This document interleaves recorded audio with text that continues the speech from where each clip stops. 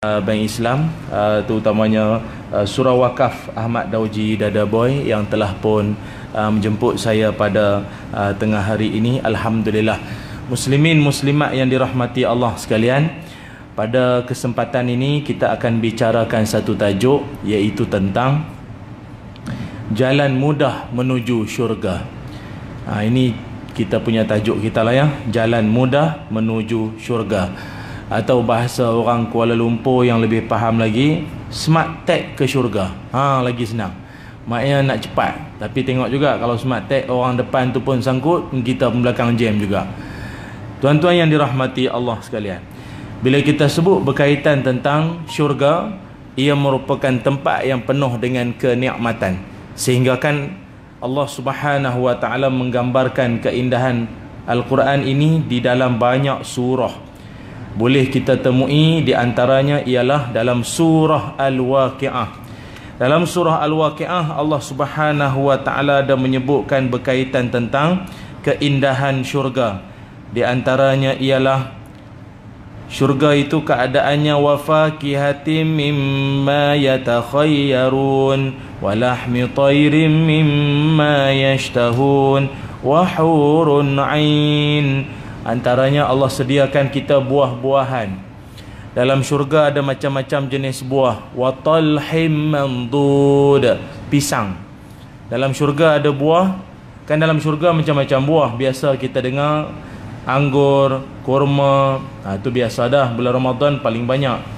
Tapi nanti dalam syurga ada juga buah, iaitu pisang. Tapi pisang syurga janganlah dibayang macam pisang di kedai-kedai tu. Ataupun ada orang kata, alah ustaz, kata kat pisang belakang rumah saya pun banyak, tak payah tunggu syurga. Dah, dia pisang syurga ni dia takkan samalah dengan yang ada di dunia ni. Matilah dulu, nanti jumpa dalam syurga nanti macam mana pisang tu. Mikir pula macam mana pisang syurga. Meninggal dulu masuk syurga baru tahu macam mana pisang. Agaknya sebab tu ada setengah masjid tu hari Jumaat dia letak ni pisang kan. Keberkatan tu nak makan buah syurga. Tapi kena semayang lah. Duk kuat makan pisang tak semayang sama lah. Isteri tanya, abang kuat makan pisang? Ni tanda-tanda ahli syurga. Teruk, kena semayang juga sama lah. Wahurun 'ain, akan dilayan oleh bidadari yang cantik rupa parasnya itu. Ni seronoklah kita ni, akan dapat bidadari. Dan banyak lagi lah keindahan dalam syurga. Ataupun dalam hadis-hadis Nabi Muhammad sallallahu alaihi wasallam, Nabi menyebutkan syurga punya keindahan itu ketika dalam peristiwa Isra' wal Mi'raj, berdasarkan riwayat daripada Abu Zar radhiyallahu an, udkhiltul jannata fa iza fiha janabizul lu'lu' wa turabuhal misk. Kata Nabi, aku dibawa melawat ke dalam syurga, dan kata Nabi, aku memerhatikan syurga itu, kubah-kubahnya itu dari mutiara. Kubahnya dari mutiara, dan dia punya tanah itu wa turabuhal misk. Tanahnya itu daripada dia panggil apa? Wangi ni apa kasturi. Kasturi. Tanahnya kasturi, tu syurga tu. Kubah-kubahnya mutiara, tanahnya kasturi. Wangi lah tuan-tuan. Tanah bukan tanah lumpur, tanah pasir, tanah gambut ni. Tanah tu kasturi, Allah wanginya. Sebab itu syurga ni dia ada wangiannya yang tersendiri. Tanah dia dah wangi dah. Dunia kita ni tuan-tuan, dapat jumpa minyak wangi pun kita rasa macam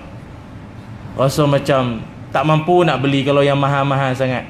Ada sekali dulu saya jumpa Datuk Roshamno, ada satu program, tengok dia tengah duk bersiap.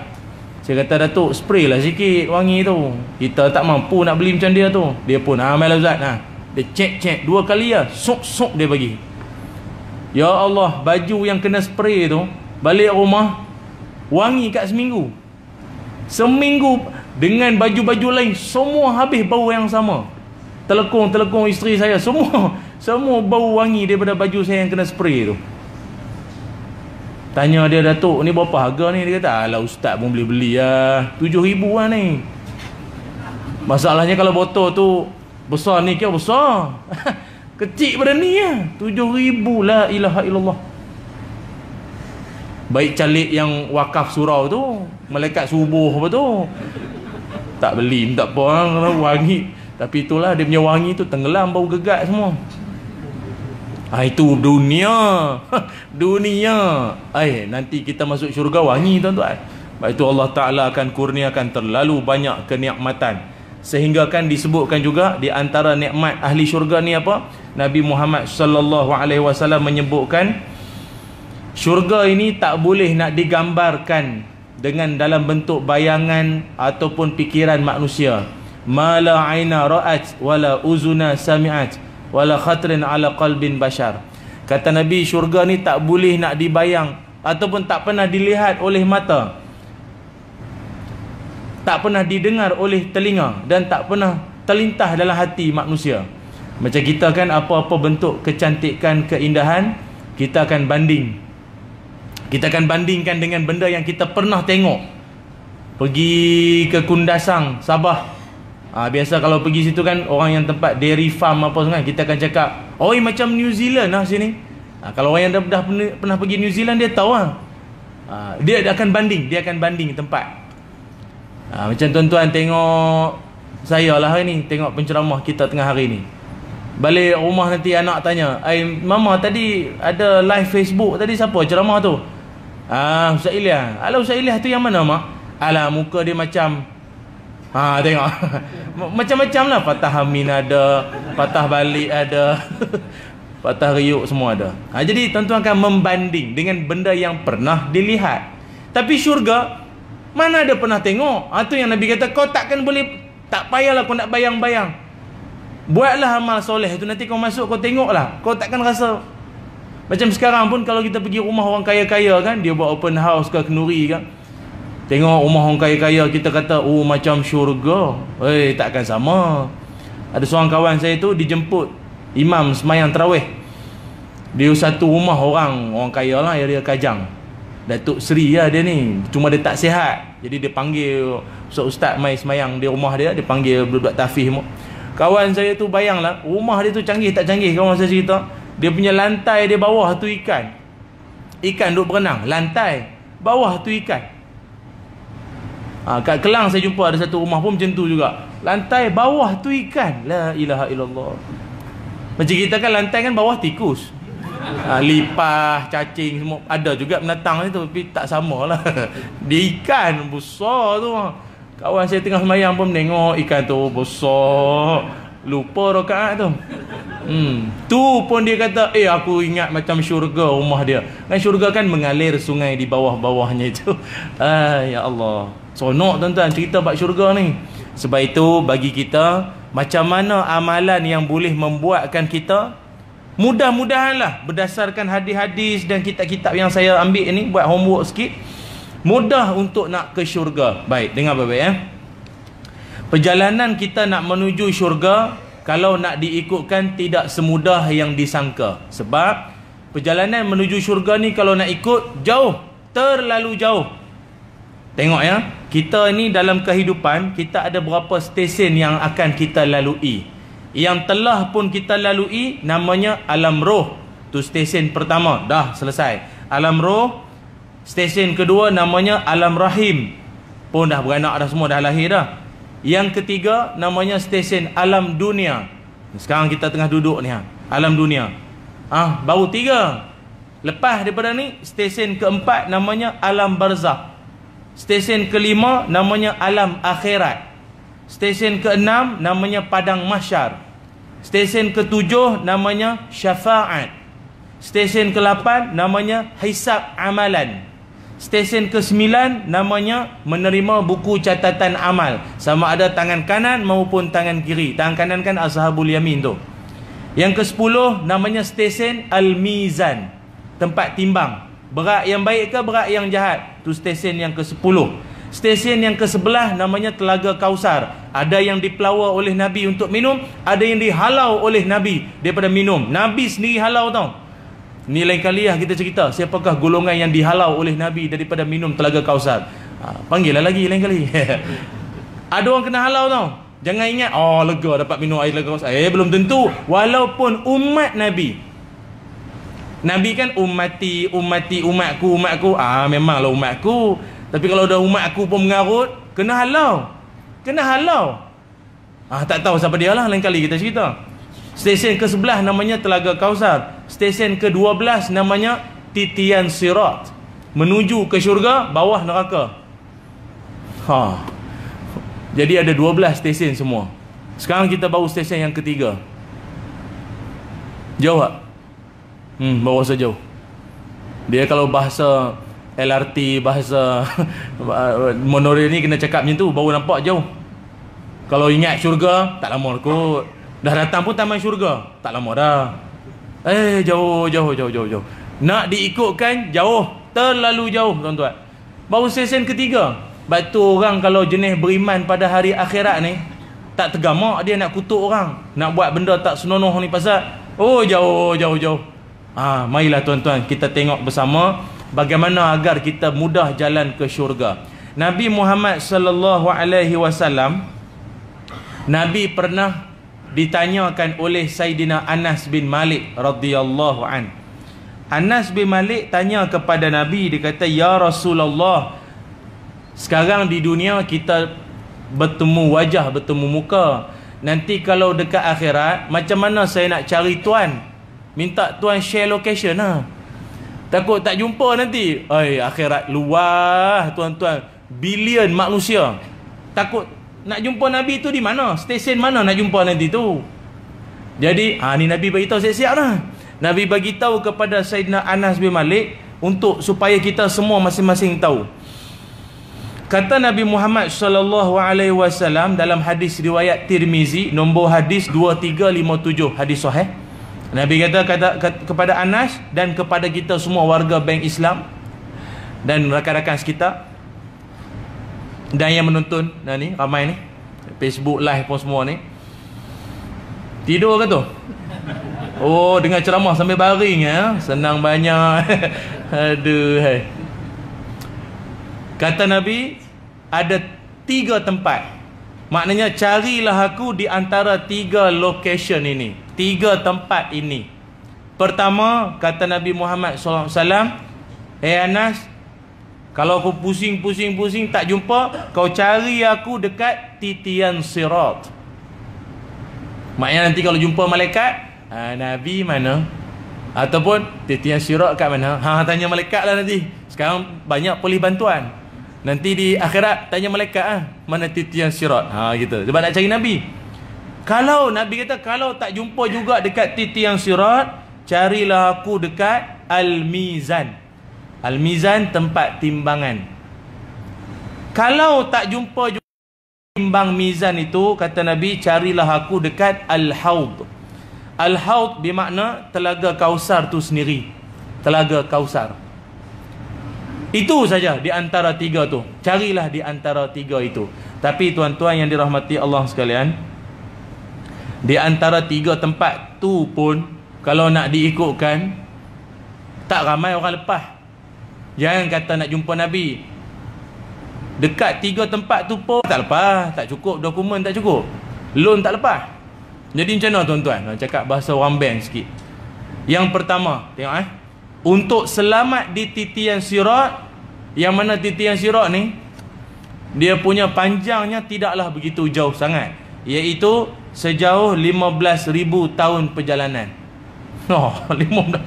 Aduh, dahlah Titian Sirat ni sedia maklum kita pernah dengar. Seperti rambut yang halus dibelah 7, lebih tajam daripada pedang, dan jalannya pula gelap. Hatta tangan sendiri pun tak nampak, tangan sendiri pun tak nampak. Titian tu macam mana nak nampak? Dan dia jauh, 15,000 tahun perjalanan. Dia ada pula mendaki, mendatar, menurun. Mendakinya 5,000 tahun, mendatarnya 5,000 tahun, turun 5,000 tahun. Baik tu tuan-tuan, pernah dengar kan? Orang yang dapat melintas Titian Sirat tu sepantas kilat ada. Pernah dengar kan? Pasal 15,000 tahun bila nak sampai? Kan jauh tu. Pasal pakai tunai kan? Kita nak touch and go ke smart tag laju sikit. Nak cerita cepat ni. Jangan risau tuan-tuan. Nabi Muhammad sallallahu alaihi wasallam, Nabi menceritakan kepada kita, ada orang yang beruntung, Allah bagi peluang, dia naik saja atas Titian Sirat itu, dia akan menjadi di antara beberapa golongan. Pertama, Sama ada dia lalu itu sepantas kilat. Kilat berapa laju tuan-tuan? Berapa laju kilat? Dalam satu saat dia sambar boleh pergi 300 km. Mungkin daripada Bank Islam ni boleh sampai Penang. Penang ke Kedah ke, begitulah 300 km satu saat. Sap dia pergi tu. Jadi kalau dekat 15,000 tahun perjalanan ni, tu kilat dunia. Akhirat punya kilat tak tahulah, lagi laju lah tuan-tuan. Yang pertama, ada orang sepantas kilat. Yang kedua, kata Nabi, ada orang seperti kelipan mata. Pejam, celik sampai ujung lah. Laju. Yang ketiga, ada orang seperti angin bertiup kencang. Angin yang bertiup kencang, laju juga tu. Yang keempat, ada orang seperti burung yang terbang cepat. Yang kelima, ada orang seperti kuda yang berlari pantas. Yang keenam, ada orang seperti unta yang berlari. Kalau unta ni slow sikit lah. Dia taklah selaju kuda, dan taklah selaju angin, dan tak selaju kelipan mata dan kilat tadi. Tapi antara semua ni pun saya ingat okey lagi lah. Unta pun gitu. Kan? Masa pergi Mekah kan makan aiskrim dekat ni, ataupun tengoklah unta tu, dapat naik unta ke apa. Tapi sejak MERS-CoV ni tak boleh nak naik lah. Cuma bayang macam tu lah. Gitu. Tapi nanti dalam ramai-ramai ni okey lagi. Kilat ke mata ke, burung ke, angin ke, kuda ke, unta. Paling teruk tuan-tuan, ada orang akan berjalan di atas titian sirat itu secara mengesot. Allah, kalau unta pun kita rasa tahun bila nak sampai. Mengesot sendiri fikir ya. Tergeh-geh jalan. Dan di saat dia tergeh-geh mengesot di atas titian sirat tu, dia nampak kawan-kawan dia yang laju. Dia nampak kawan dia yang zoom, yang kilatnya, anginnya, kudanya, untanya, burungnya. Apa hal aku lambat sangat ni? Dia pun tanya dengan Allah Ta'ala. Dia kata, ya Allah, macam mana saya boleh lambat ni? Slow sangat ni. Kawan-kawan semua laju. Tak adil macam ni. Tak patut. Lalu Allah SWT, Allah pun menjawab kepada hamba yang bertanya itu. Kata Allah Ta'ala, engkau hari ni lambat bukan sebab aku. Engkau lambat tergeh-geh hari ni adalah kerana amalmu sendiri. Kau punya amal yang menyebabkan kau lambat hari ni bergerak. Kata ulama membahaskan maksud hadis ini ialah, iaitu orang-orang yang ketika di dunia dulu sibuk dengan perkataan apabila diseru buat benda baik, apa kata dia? Nanti ya, tunggu lah, esok. Tahun depan. InsyaAllah. Artinya melambat-lambatkan benda baik. Jenis-jenis macam ni, standby ya. Disebabkan menanti-nanti, melambat-lambatkan benda baik. Nanti dekat titian sirat, kaulah yang paling lambat sekali.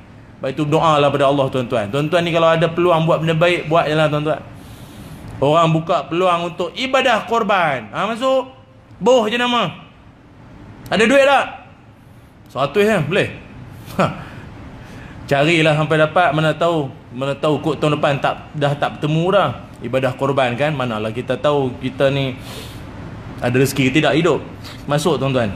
Apa-apalah benda baik. Kan orang perempuan setengah tu masih tak berhijab, tak bertudung lagi. Nantilah tahun depan lah Ma'al Hijrah ke, Isra Mi'raj ke, awal Muharram, Nisfu Sya'ban ke, Lailatul Qadar bawa pakai tudung. Teruk aja ni menanti-nanti ni. Memang tergeh-geh lah nanti. Tu yang ada yang sepantah kilat. Pasal ada orang memang jenis macam tu. Dia jenis cepat sungguh. Kita ni nak mohon sumbangan lah. Ada kawan kita seorang masuk IJN, ataupun rumah kawan kita terbakar seorang. Jadi kita minta mohon sumbangan lah kawan-kawan semua. Mana tabung. Jenis macam tu insya-Allah kilat tu. Pasal dia pun bukan setakat derma tu kilat. Memang dia sepantah macam tu lah. InsyaAllah tuan-tuan. Jadi orang cepat-cepat sikit. Jadi orang buat kebaikan ni. Cuma ulama ada membincangkan tanda-tanda orang yang akan selamat di titian sirat itu, pertama sekali maknanya nak cepat masuk syurga, yang katakan syurga, sirat ni pun cepat, iaitu tidak melambat-lambatkan melakukan amal-amal yang soleh maupun amal-amal yang baik. Nombor satu.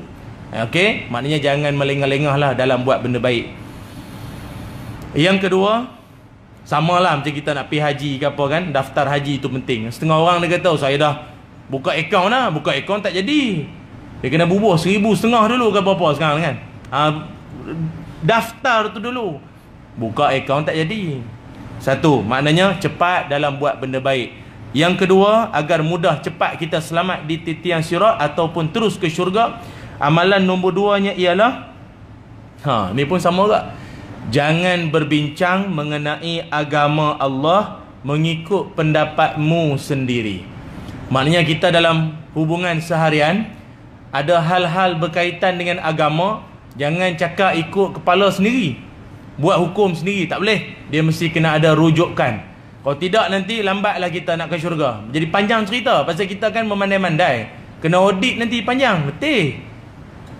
Jangan berbincang hal agama ikut kepala sendiri. Macam tuan-tuan kan, kita kan kadang jenis orang datang surau ni, datang surau kerap semayang jemaah dahi bertanda ni semua, geng-geng orang akan selalu minta fatwa. Nak jumpa Datuk Seri Zulkifli Al-Bakri jauh sangat, tak pun rasa lambat. Jadi jumpalah kawan-kawan geng-geng surau ni. Seorang kawan tu pun tanya, Haji, nak tanya sikit lah, ada satu masalah masalah, biar tahu jangan keliru. Saya ni berjiran, jiran saya ni dia ada tanam buah mangga. Orang Kedah panggil buah plum lah, Kelantan jangan panggil plum, jadi buah lain nanti. Jadi buah buah pauh. Mangga dia tu tumbuh menjala masuk ke pagar saya. Jadi macam mana hukumnya Haji? Saya geram lama dah, juntai lama dah, dia tak nak ambil pula tu. Yang dalam pagar dia pun jatuh dah terpenyek berapa banyak dah. Saya geram tengok ni, ingat nak buat pulut mangga, saya boh santan sikit saya ingat. Macam mana Haji? Pasal dia masuk dalam pagar saya. Kata Haji orang surau tu, gaya muka mufti lah. Pokok dia tumbuh dia mana? Oh, pokok tu memang pokok rumah dia lah, tumbuh di rumah dia. Cuma dia buah tu masuk ke pagar saya. Oh, pokok rumah dia, buah masuk rumah awak. Tak boleh, kena minta izin. Allah, ya ke? Walaupun masuk pagar saya. Kena minta izin lah. Minta izin. Aduh, kalau makan haram lah, tak boleh, hak orang. Saya baru ingat buah tu kalau hukum dia boleh, saya nak belah elok-elok semua, buah pulut, buah santan, nak bagi kat Haji sikit. Oh, macam tu. Kalau macam tu, boleh lah, kalau ikut dia boleh. Pula dah hukum berubah pula ikut kepentingan sendiri. Dia boleh juga, dia taklah haram, dia makruh ya kot. Kalau macam tu tuan-tuan punya perangai, suka dia buat hukum sendiri, ijtihad sendiri, boleh standby lah orang yang paling lambat sekali masuk syurga nanti. Kena soal dengan malaikat banyak sangat kerana buah mangga punya pasal. Ni contoh, banyak lagi contoh-contoh lain. Maknanya tuan-tuan kalau tak tahu tentang satu benda, wallahu a'lam sudah. Wallahu a'lam. Sebab tu saya kalau ceramah dengan adik-adik dai ke pencetus rumah ke apa, saya pesan dengan mereka tu semua, kelak bila ceramah dalam masyarakat, orang kita kan masuk TV ni kira ustaz TV tu. Jadi kalau jawapan tu mesti dah macam fatwa lah tu. Jadi kalau orang kampung tanya soalan, agak kata tak tahu, cakap je lah wallahu alam. Cakap je wallahu alam. Mungkin kadang rasa ego, awak ustaz TV takkan tak boleh jawab soalan tu. Cakap je lah wallahu alam. Kalau tidak nanti panjang cerita titian sirat ni, lambat nanti. Terima kasih soalan daripada makcik belakang tu ya. Bagus soalannya. Tapi jawapannya wallahu alam lah. Ya. Ada lagi soalan lain? Buka soalan tu. Bagus soalan pakcik belakang tu. Tapi macam biasalah ya, wallahu alam. Semua wallahu alam teruk juga budak tu pun. Okey, yang keduanya, jangan berbincang tentang hal agama mengikut pendapat sendiri. Yang ketiga, amalan untuk selamat di titian sirat atau mudah cepat masuk dalam syurga, iaitu yang ketiganya ialah melapangkan keperluan wanita disebabkan kematian suaminya. Sekali saya ulang, melapangkan keperluan wanita disebabkan kematian suaminya. Artinya kita boleh membantu orang-orang susah, yang salah satu golongan orang susah itu adalah ibu-ibu tunggal. Dalam hadis Nabi Muhammad sallallahu alaihi wasallam, Nabi ada menyebutkan as-sa'i 'alal armalati wal miskin kal mujahid fi sabilillah. Hadis muttafaqun alaih. Kata Nabi Muhammad sallallahu alaihi wasallam, pembantu-pembantu ataupun orang-orang yang suka menolong armalah. Armalah ni apa? Ibu tunggal. Orang yang suka menolong ibu-ibu tunggal, golongan-golongan miskin, umpama seperti orang yang berjuang di jalan Allah. Kita ni tuan-tuan agak nak pergi Palestin ke Rohingya ke Syria ni memang tak ada dah perasan. Bukanlah tak boleh, pasal dengan kencing manis yang darah tinggi ni, slip disknya, dengan tiap-tiap minggu nak kena pergi apa, banyak sangatlah urusan, sakit banyak sangat ni. Nak lawan Israel pun tak ada, ketuk sikit lah, darah tinggi dah, meninggal, migraine dah. Jadi tak mampu nak pergi sana. Jadi nak dapat pahala berjuang daripada sini, salah satunya adalah membantu golongan yang saya sebutkan tadi, sama ada orang miskin maupun ibu-ibu tunggal. Ibu tunggal ni senang kita nak tolong, sama ada kita bagi sumbangan ke dia tiap-tiap kali raya ke apa, ataupun mengahwininya. Itu lebih afdal. Kahwin terus dengan ibu tunggal tu, jenis buy one free six, itu kan, buy one free seven. Maknanya sekali menikah anak dah 7 dah, dia memang dah ada anak dah tu.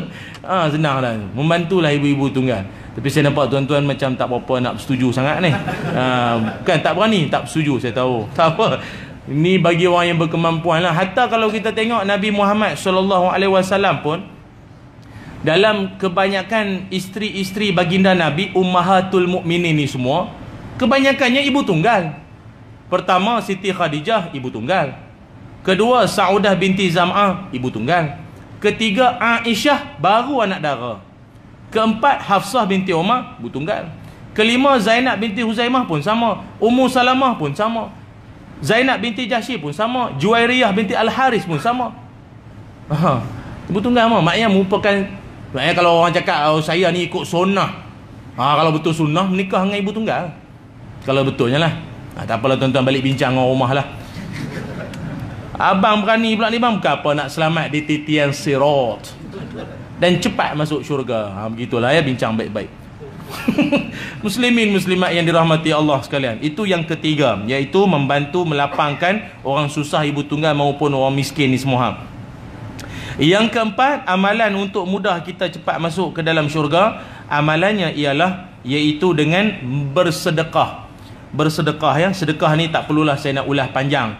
Kita sendiri pun di surau Bank Islam ni pun merupakan surau wakaf, yang mana orang yang mewakafkan ini, subhanallah, tak kisahlah sama ada dia yang mewakafkan tanah ini semua, tuan-tuan sendiri yang menyumbang tiap-tiap Jumaat ke, ataupun mana tabung tuan-tuan bubuh ya, berpanjangan pahala tuan-tuan semua, insya-Allah ya.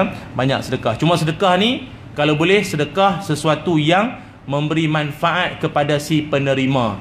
Contoh, tuan-tuan nak sedekah kepada ustaz, janganlah hadiahkan seluar pendek. Kau sedekah dengan ustaz tu dengan seluar pendek, boxer pula tu.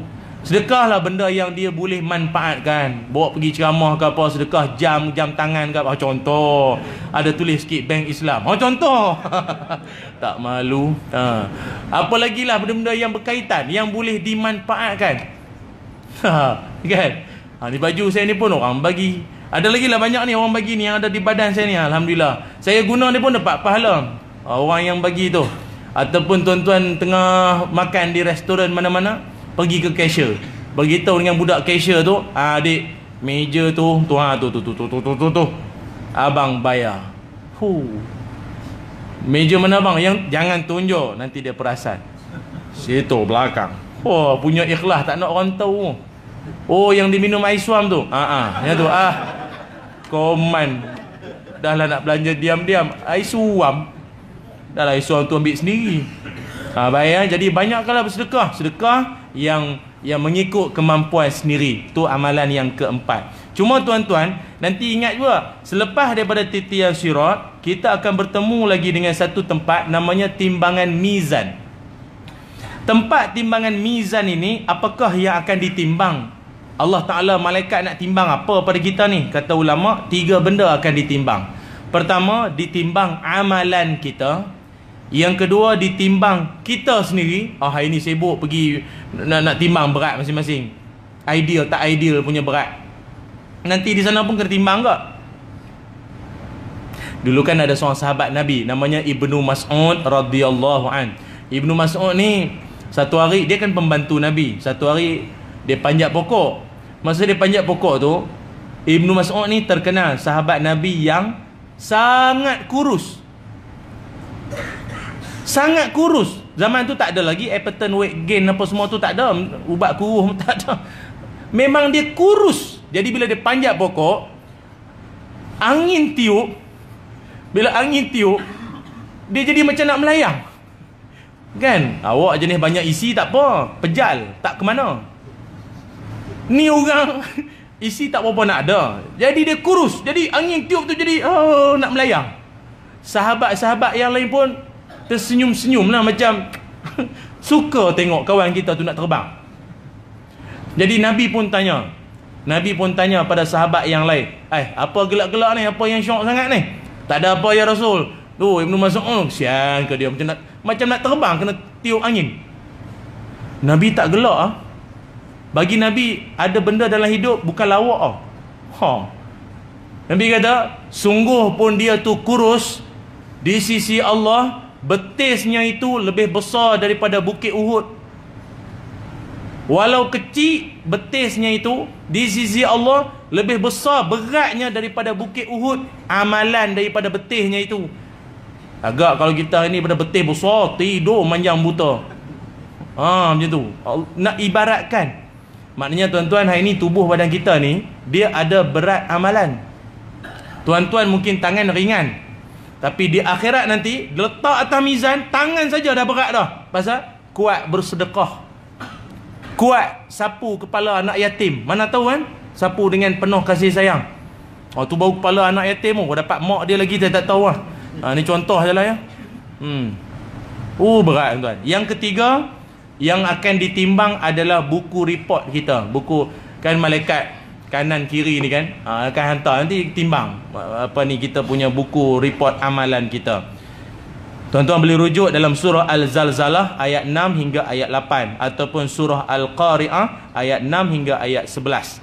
Cuma kalau ditanyakan mizan atau timbang mizan itu sendiri besarnya besar mana, disebutkan dia punya besar itu seluas langit dan bumi. Luas timbang mizan. Dia ada 2, satu timbang baik, satu timbang yang sebaliknya, amal-amal buruk. Satu piring tu saja pun seluas bumi. Besar. Jadi bayanglah tuan-tuan, kalau dah timbang tu besar, kalau amalan ciput, amalannya sikit, ting ting, tuan-tuan menjenguk daripada bawah, ada tak ada tuan? Hidup punya lama takkan sikit lah.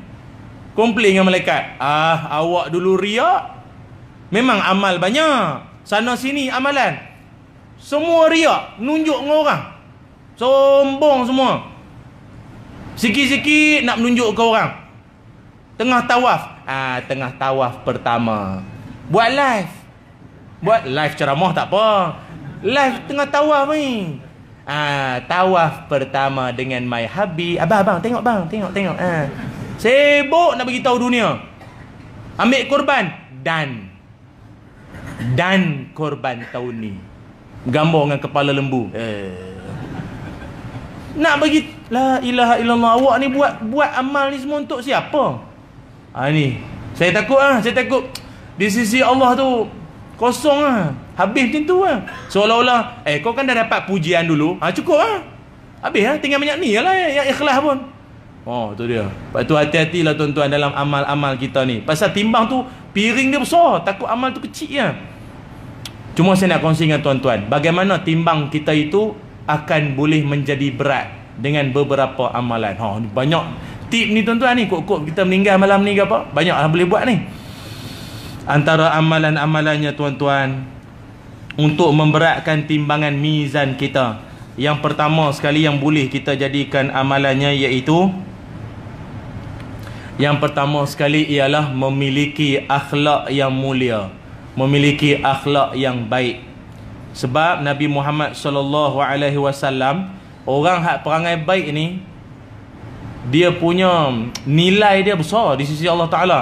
Kata Nabi, ma min syai'in yudha'u fil mizan asqalu min husnil khulqi wa inna sahiba husnil khulqi la yablughu bihi darajata sahibus saum was salah. Hadis riwayat Imam Abu Daud.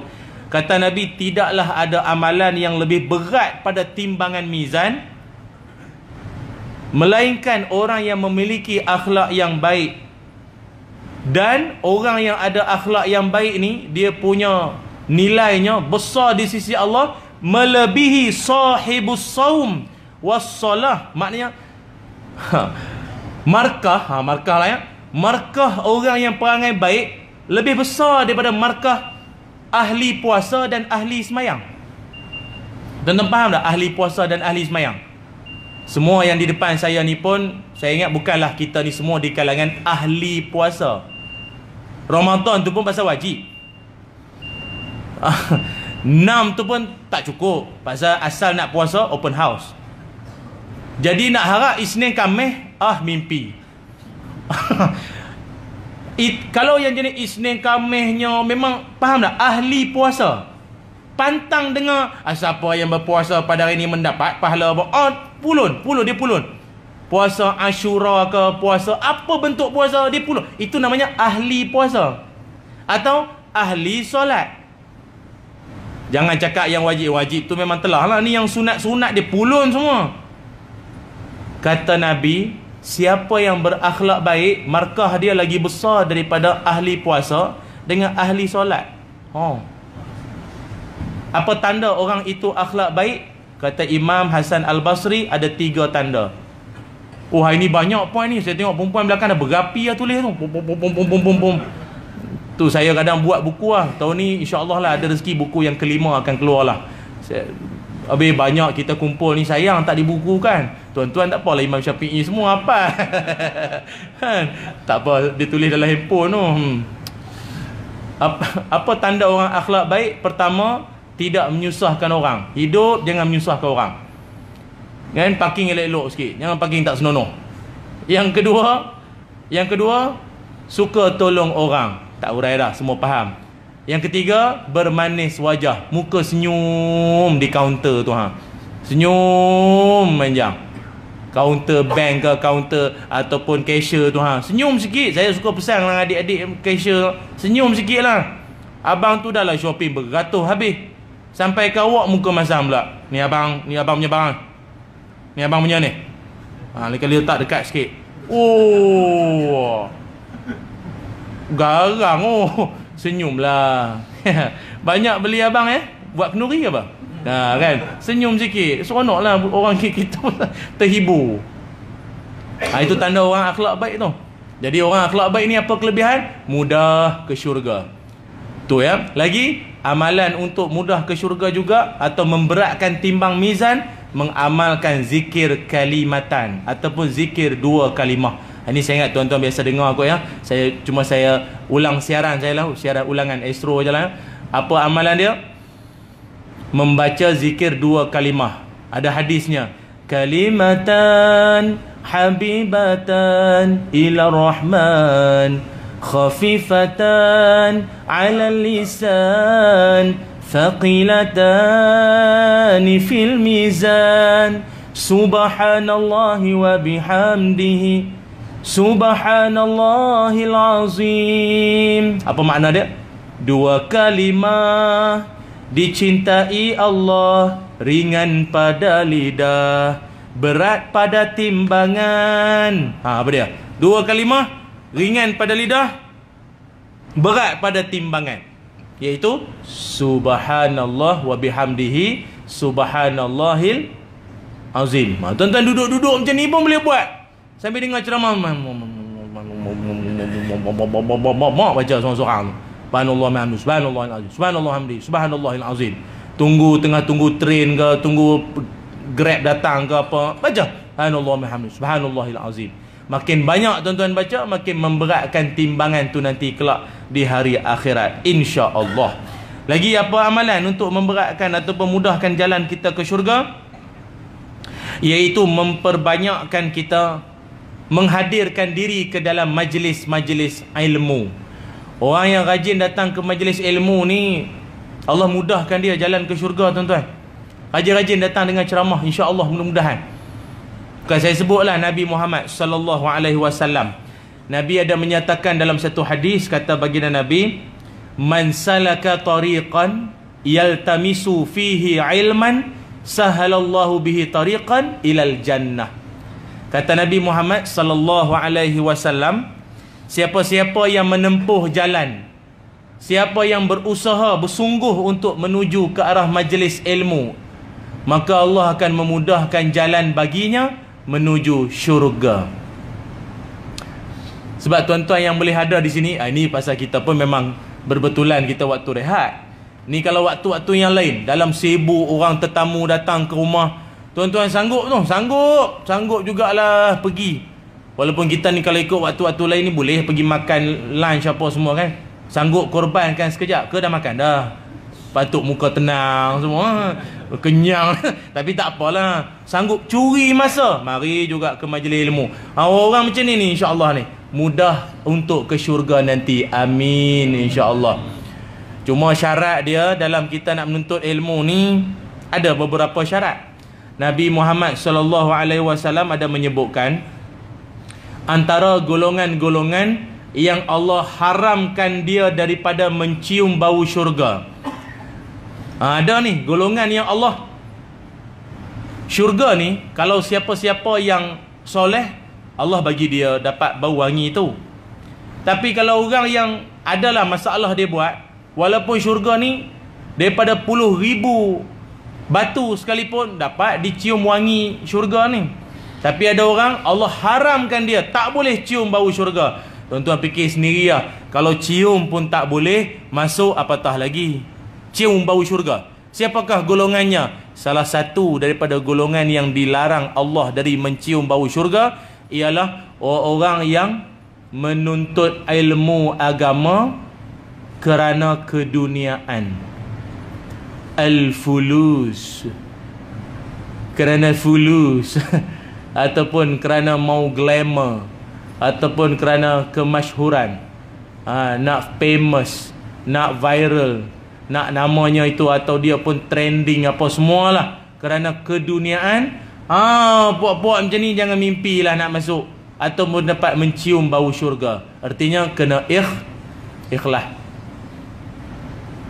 Sebab tu saya pesanlah, dia ilmu lain tak apa lagi, ilmu perakaunan ke, ilmu geologi ke, ilmu arkitek apa, ilmu agama.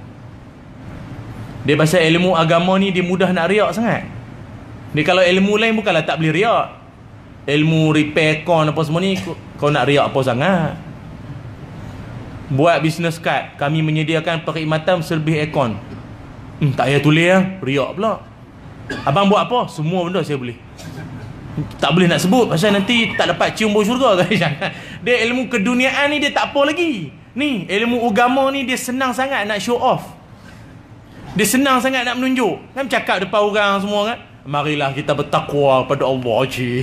Yang cakap tu pun dia mudah sangatlah nak tergelincir. Sebab itu dalam kitab karangan Ibnu Jauzi, Talbis Iblis, salah satu daripada jalan-jalan iblis nak merosak kita ni, dia membisikkan macam tu supaya kita nampak agama ini jalan meraih keuntungan. Ustaz-ustaz ni kan, kecuali saya lah, ustaz lain lah mudah orang minat, orang suka offer anak. Kahwinlah ustaz dengan anak saya ni, dia balik Jordan ustaz, andar tu dah lama dah ni. Allah ustaz, tengok gambar ustaz, nikah lah anak saya ustaz, saya sponsor semua ustaz. Ada seorang kawan saya, kawan saya tahu, dia ustaz TV, dia memang ceramah di TV selalu kan, nikah dah. Lepas tu orang tu offer anak dia. Lepas tu hati-hati tu. Kadang-kadang ada ustaz-ustaz kita kata, ustaz ramai peminat. Alah, saya yang minat pun orang tua-tua. Memang yang minat tu mak ke bapak dia lagi power. Dia ada kuasa anak dia menikah dengan ustaz tu. Banyak yang tengah hati-hati lah. Dulu-dulu lain. Agamawan ni dulu bukanlah tak dipandang apa sangat. Cuma hatta belajar ilmu agama ni pun kalau dulu-dulu tak dipandang jauh. Macam tak boleh pergi jauh sangat. Setakat jadi kerja pejabat agama, jadi tok imam, jadi talqin tahlil tu lah paling habis kuat pun. Salam pun jangan ambil banyak sangat. Salam pun astagfirullah, kena banyak menolak sikit. Ambil terus nampak dunia sangat. Jadi macam saya dulu ingat lagi masuk sekolah agama. Saya dulu sekolah Matak Mahmud, Kedah. Masa nak masuk sekolah tu ada juga suara-suara cakap, apa mai ayah saya lah. Apa mai hantar anak masuk sekolah agama, nanti dia nak makan apa? Pelik sungguh lah orang dulu fikir makan.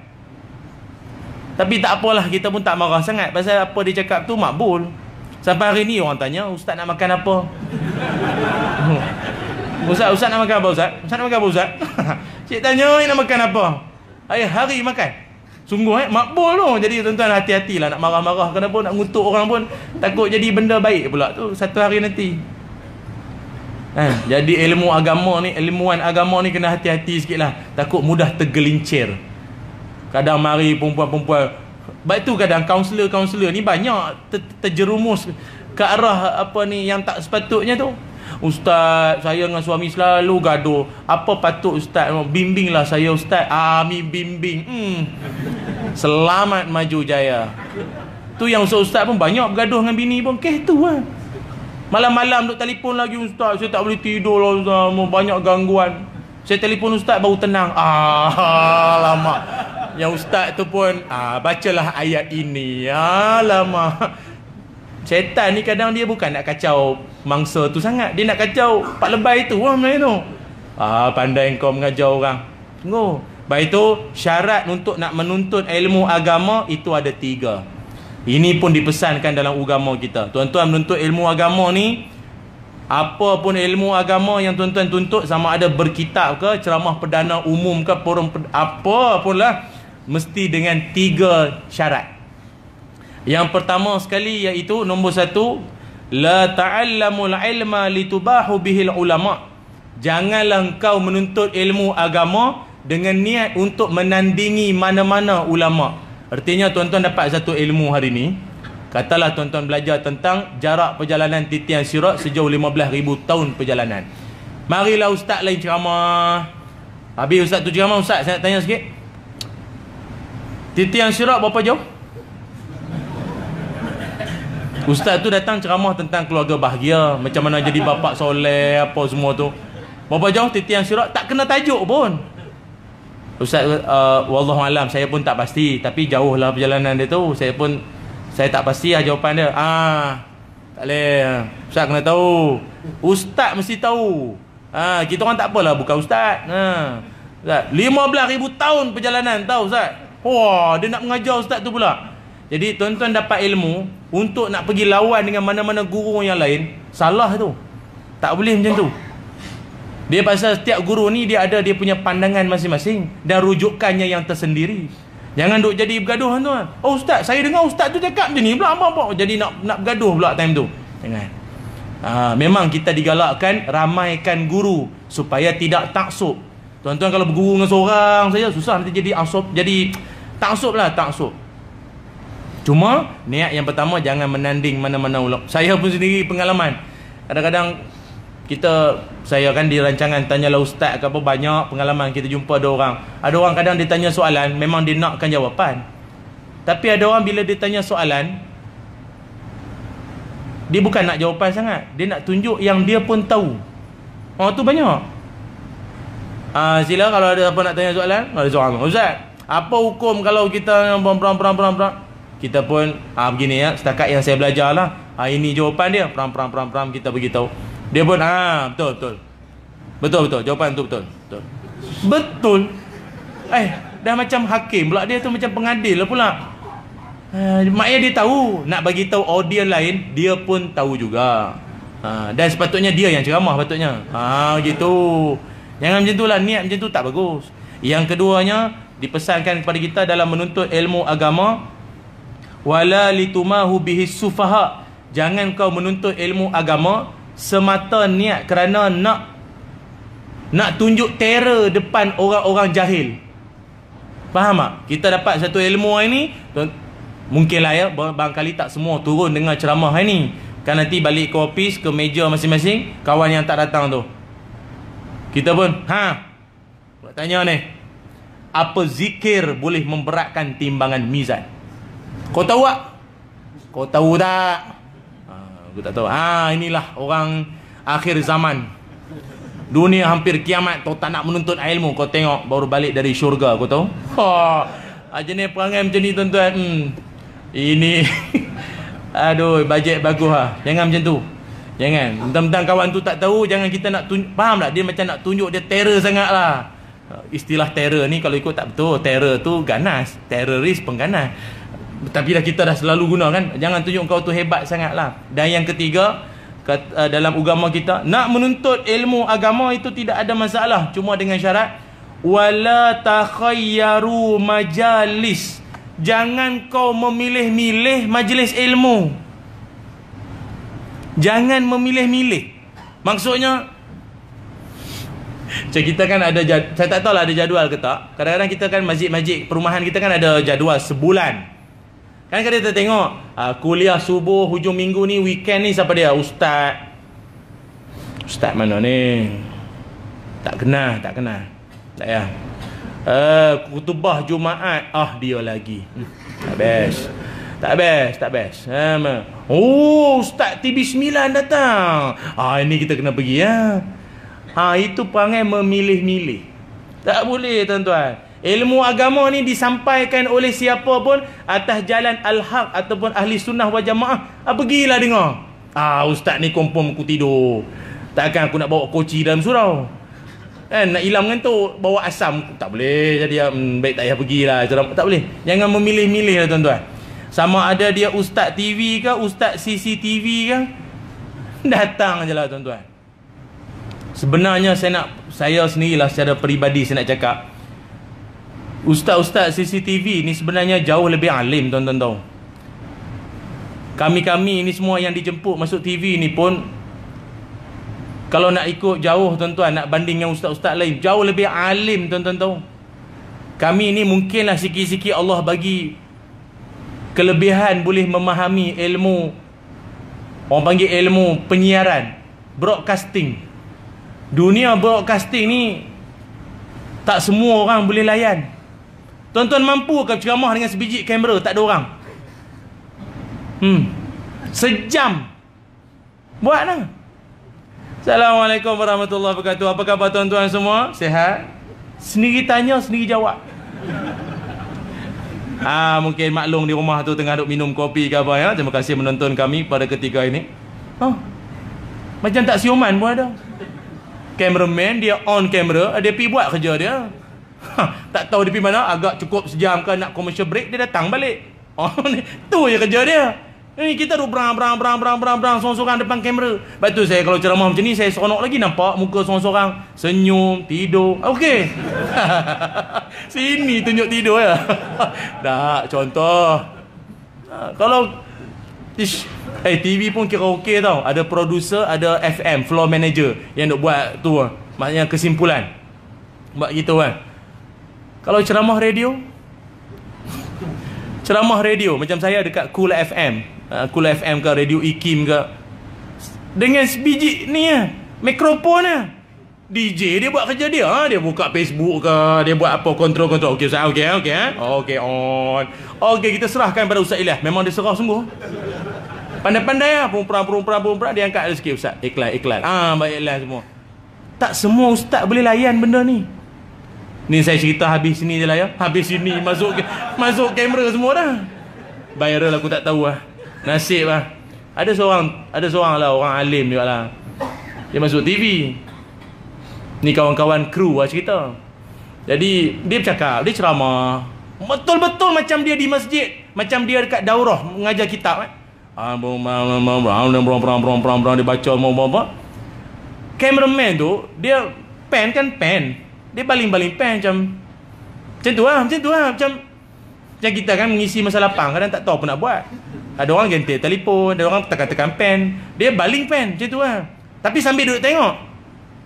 Tuan-tuan tahu, masa commercial break, guru tu ataupun ulama tu sound tu. Lain kali kalau main-main dalam majlis ilmu, jangan duduk bom. Cameraman tu kecil hati ya. Pasal bagi guru tu, as long as kau duduk dalam ceramah aku, kau cameraman ke, kau producer ke, FM ke, kau tetap dalam majlis ilmu, mesti kena hormat.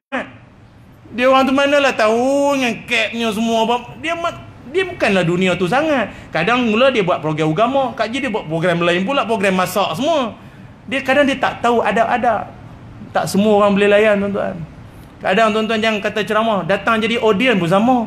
Rakaman proses lama dengan lightingnya semua. Lama rakam kat 3 jam, siaran setengah jam je pun. Kalau berpeluh tunggu ni, tu cabaran dia.